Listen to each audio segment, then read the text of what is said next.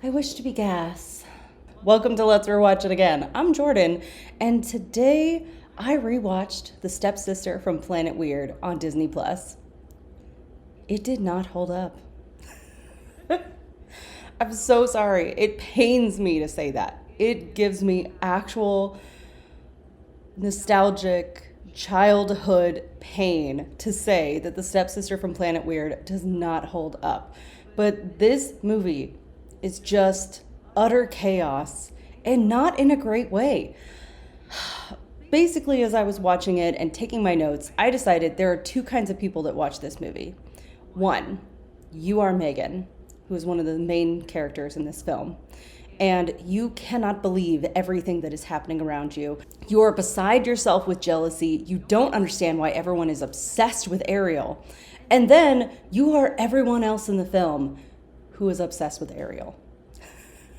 That's the only two ways you can watch this movie. You either absolutely love it or you cannot believe this got made into a film and was beloved. That's it. All right, if you never saw this movie in the early 2000s, I'm gonna break it down for you right quick.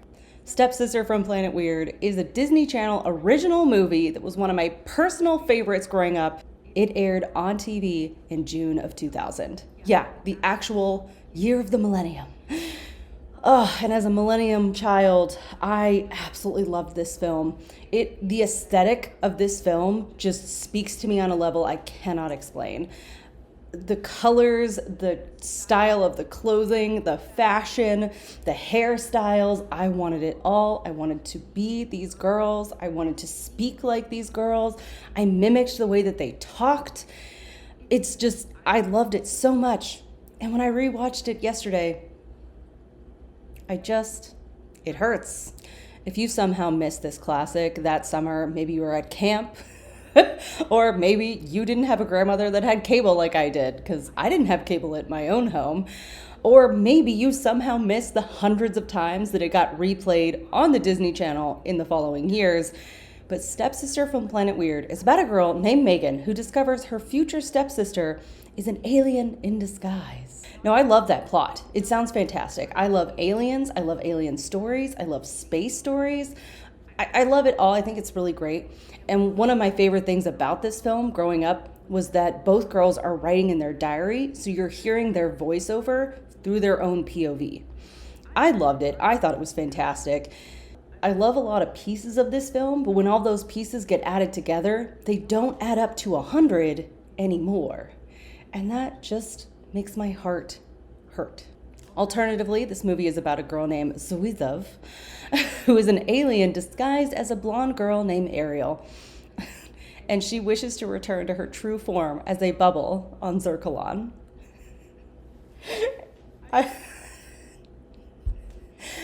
Who decided this? Now, I will say that this is based on a book, which checks out. I mean, it feels very much like a chapter book made for preteens, slightly elevated reading level, and then we turned it into a film for preteens. And I mean, it's great. I loved it as a child. Like I said, I absolutely loved it. This was one of my top 10 Disney Channel original movies. And when I started watching it, I was like, oh my God, I don't know if I can do this for my podcast. I don't want people to hate me because I don't love this movie anymore. But I'm rewatching it so that you don't have to. Let's talk about this. The film is told in a very interesting way. Again, one of the pieces of it that I love. We basically go through Megan's life for a few days, and then we literally rewind on screen with the lines of the rewind, as if it's a VHS tape, go all the way back to the beginning and then tell the story from Ariel's POV and reach back to the point where we stopped with Megan. We move forward with Megan again, and then we rewind again and kind of clip fast forward through Ariel's POV, and then finally Ariel's POV starts moving us forward. I'm not really sure why we needed to do that 2 times. I loved it as a kid. Now I'm like, I don't know. I could go either way. I'm not too mad about it. I still really like the idea of it. I just think the execution could be a little bit better. But let's be honest, this is a Disney Channel original movie. The budget for this film Now, you might recognize Courtney Draper as Megan. She was in a lot of Disney Channel stuff. First of all, she was in the show The Jersey, which was a really popular show just before the millennium. And then she was also in another Disney Channel original movie, which I'm going to shorten as DCOM from now on. DCOM, Disney Channel original movie. And she was in The 13th Year, which was also a high-class Disney Channel film, even though it was not one of my personal favorites. Tamara Hope plays Ariel, and she was not anything else that I actually saw. I checked out her IMDb, and she's got a really long list of so many different TV films and a couple of shows, but I just had never seen anything else. And back in the early 2000s, and probably still today, when you saw somebody in a DCOM, they usually were also in a Disney Channel TV show, or you saw them on commercials on the Disney Channel. Like, they kind of circulated their actors and actresses so that you almost felt like you always knew who they were. All right, now let's jump into this movie because it is a lot.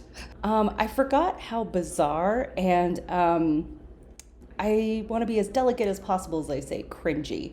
I know, I'm not trying to hate on this movie. I have to be real. Megan describes herself as a fairly average teenage girl, which was such a normal thing to do. I feel like that was another way of saying not like other girls. I don't know what the new way is to say that, but I wish we would just stop saying that sort of thing. We learned from Megan that her parents were divorced and that she really wishes that they would get back together, even though her dad seems to be married to his job. He's always talking about how he has to get back to work. Anytime he's on screen, he's on the phone, his phone is ringing.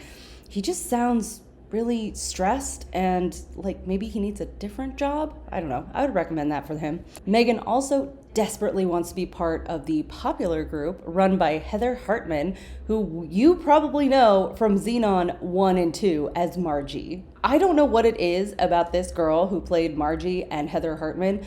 I do not get why she's the popular girl, other than the fact that she has an air of superiority and her voice is very, I am in charge and you will do what I say.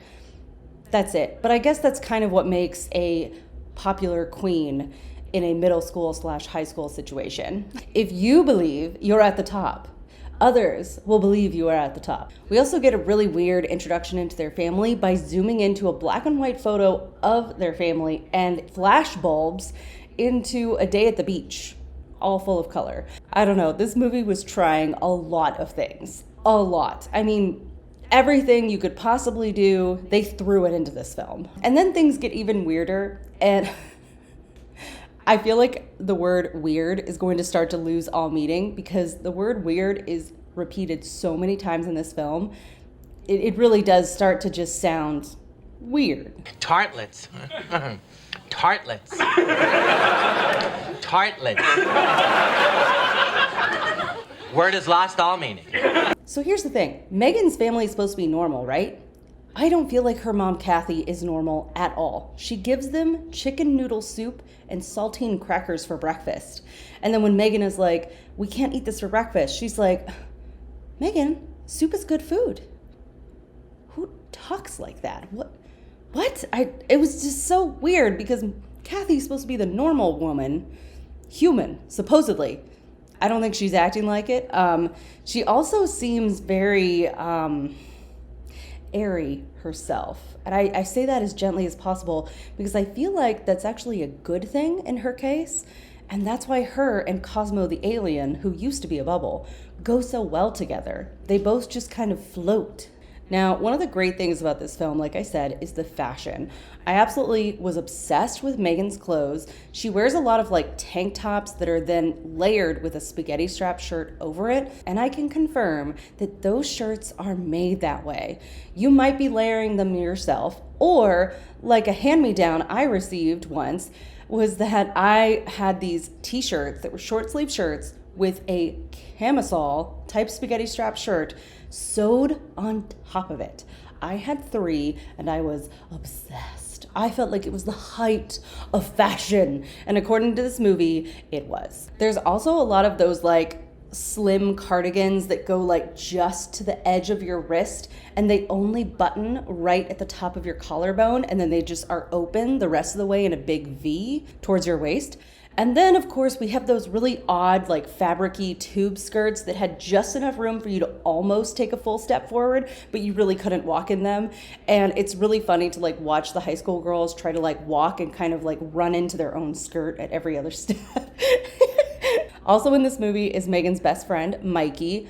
Her real name is Michelle. We only hear that one time. I kind of prefer her as Mikey. I think it's really cute and fun. And very early 2000s, late 90s, to have a girl's name masculinized to make her seem more cool. It was a thing, you guys. Mikey is played by Vanessa Lee Chester. You might know from Jurassic Park Lost World, A Little Princess, Harriet the Spy, and so many other things. I absolutely loved her as an actress. Every time I saw her in another movie, I was like, oh my God, that's her. It's funny how that works when you're a kid, how you see certain actors and actresses and you almost feel like you know them. All right, now Megan's crush is Cutter. I didn't look up who he was played by, but it doesn't matter because all you have to picture in your mind is Lance Bass mixed with Justin Timberlake. If you just squish them together, that's Cutter. And he's definitely vapid and shallow, but he does have feelings, okay? And it's so painful because she talks about how like she interacted with Cutter one time, so he definitely knows who she is. She's at her mom's windsurf shop, which is a kind of a cool thing about this movie is that Kathy windsurfs. She has a windsurf store and she's about to marry a guy who used to be a bubble who's afraid of the wind. Anyways, Cutter comes up to Megan at the counter and asks her for a chip. She gives him a chip and he's like, so, like windsurfing's cool because, there's like wind and you're surfing. So it's like you're windsurfing. And she's like, I never thought about it that way.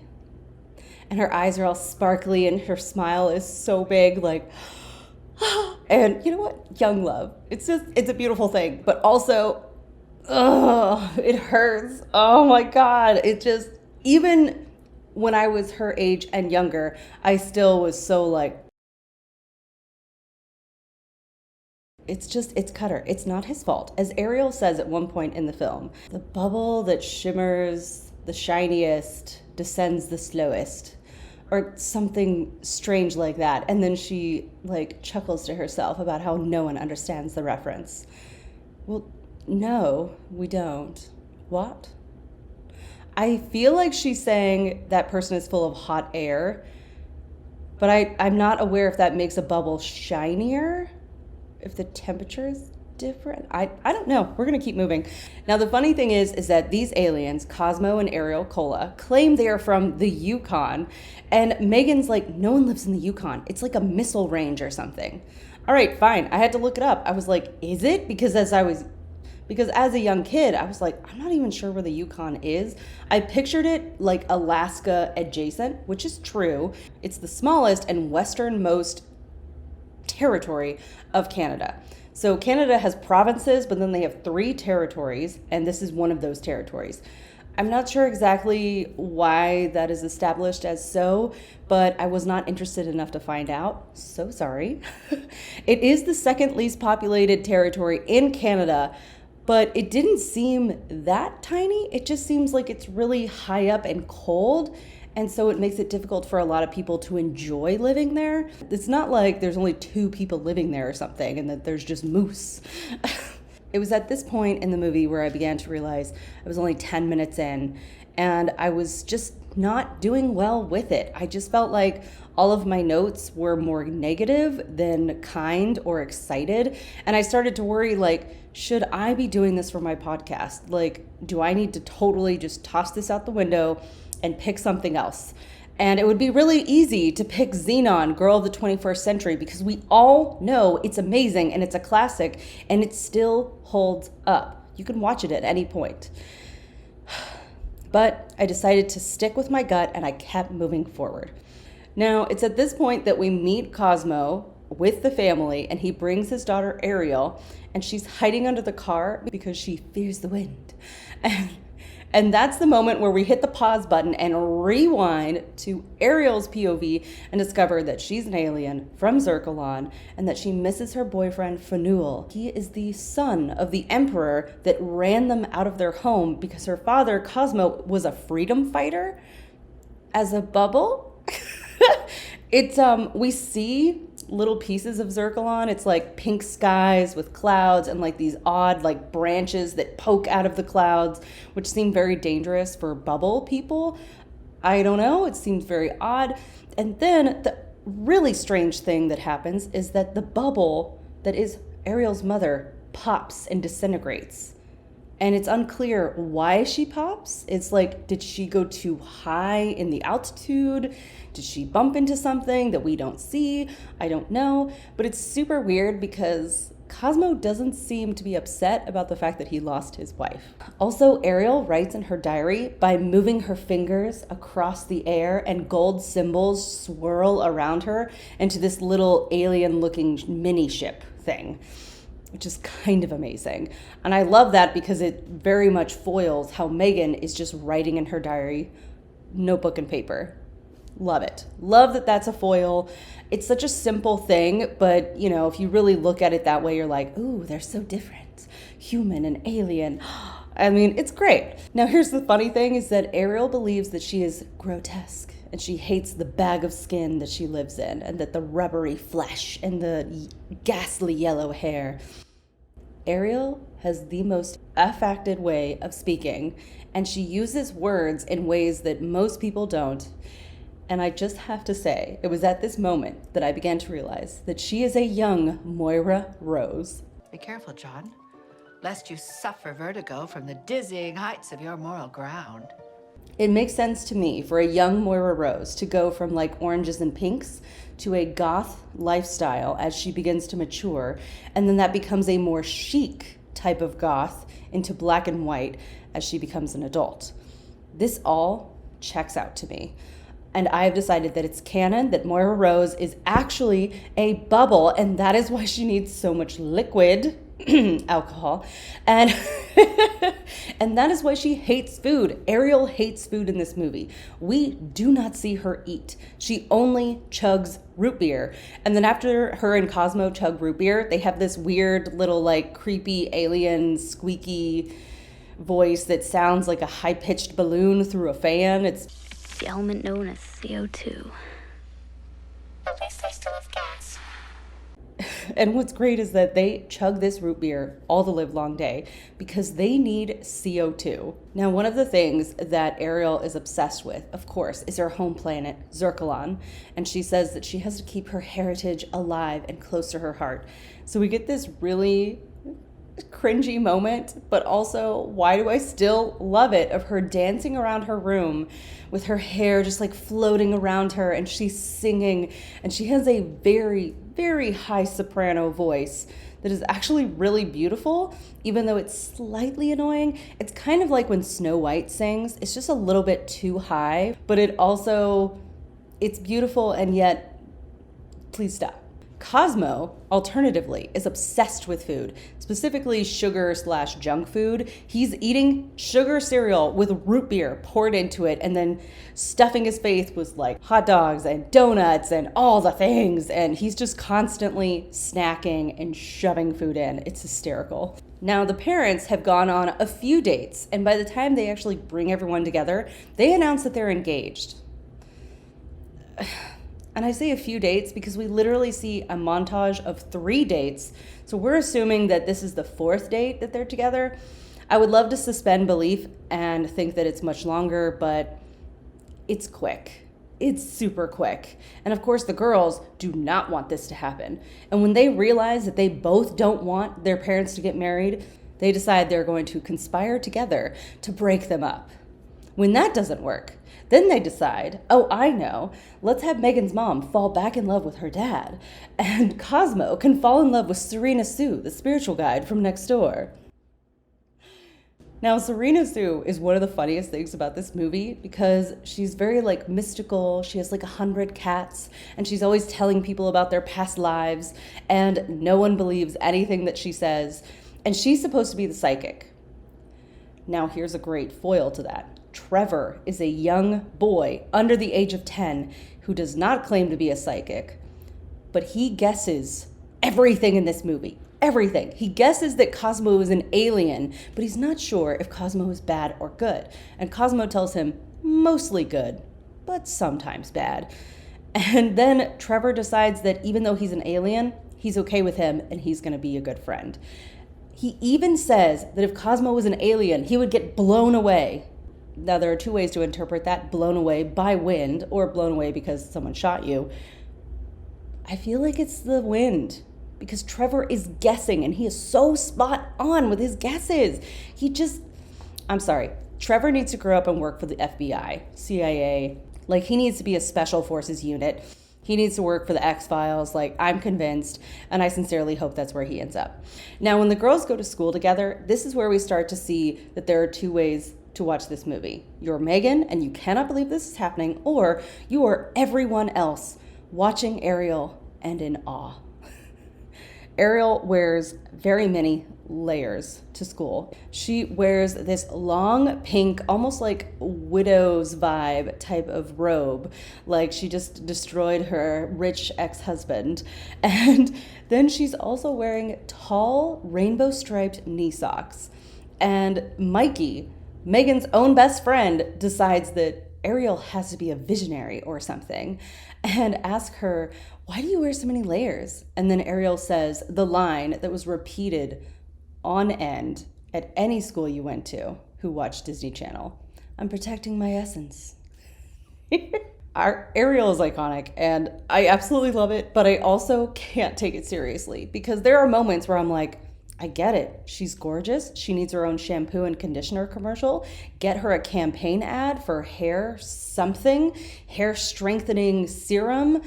She's gorgeous. She's beautiful. She's weird. And she does have a little bit of an alien-esque look because she's very lifeless in her eyes, which was a brilliant choice by the actress. But also, I cannot take her seriously. Ugh. Especially when she says things like, "I fell in the sink," and how she really believes that she is above other people. And a lot of the times, the way that she speaks doesn't sound mean until you start thinking about her words. She really does call other people ridiculous, pathetic, and empty. And it's so mean. Like, wow. Now, the popular girls have decided that Ariel is such the total package. I don't know why, but when Heather says that, it just like stuck into my brain. It's something about the way that she says it, as if the words mean more than they actually do. I can't. Now, Megan is beside herself because she's like, I do not understand why everyone is obsessed with Ariel. Yes, she can do crazy past college high geometry. She seems incredibly smart, well-spoken, even though a lot of things that she says are mean, or she doesn't even respond when people speak to her. She just kind of like looks away and stares off into the far distance. I mean, it's very odd.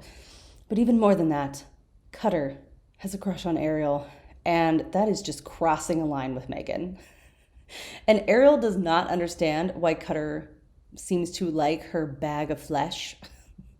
She calls herself grotesque, and he's like, "Whoa, that is like way harsh." And she says, "Well, that is because you possess a bag of skin too." Oh, please do not say a bag of skin. Like, oh, it's just, oh, I can't. It's so, The terrible thing is that when Ariel and Megan decide that they're going to conspire together, Ariel is starting to unravel. And when their parents discover that they're trying to break them up, trying to make them fall in love with their other people, they get upset with them, as parents would, and Ariel completely falls apart. And she sends a message to her boyfriend, Fanul, to come and rescue her, but do not tell your father, the Emperor Zvad. Okay, well, obviously, he may not have control over that. You just sent a message across galaxies, most likely. And I think they're going to intercept it. You know, it's how advanced is your technology compared to Earth's, or like the little tiny mini ship that you're sending it with? I don't know. But obviously he intercepts it, and the Emperor shows up on the wedding day because the parents are still getting married. And even Fanul shows up. Cutter is blonde like Ariel. Fanul is brunette like Megan. And at the end of the film, they switch boyfriends. What? Megan somehow falls for Fanul, and somehow by that point, Ariel has fallen for Cutter. Even though his main interest is potato chips, except for the yogurt flavored ones, which I have never seen but is spoken about in this movie. I don't know. It's super weird, but I digress. Literally, Cosmo is about to be captured. The mom finds out he really is an alien. What is going on here? Trevor was right the entire time. And you know how we get rid of the Emperor and hair dryers? Because they fear the wind. It's amazing. Like literally he just like pops and disintegrates because of a hair dryer, which is so fantastic. Oh, because he's just full of hot air, I guess. I don't know. Oh my goodness. It's fantastic and weird and cringy. And why did I watch this movie so many times as a kid? I don't know. All I can think is how when a toddler is watching Finding Nemo for the colors and all the movement and the music, it's very similar to how I feel like you watch movies as a child as you fall in love with something small and basic in the movie. The aesthetic, the way that people are dressed, the way people talk, or maybe like a certain joke just rings true for you and you keep going back to it over and over again. And then it just becomes a part of you somehow. And then when you're older, you try to go back and watch it and you're like, my God, why? And that's how I felt about this movie. Oh gosh.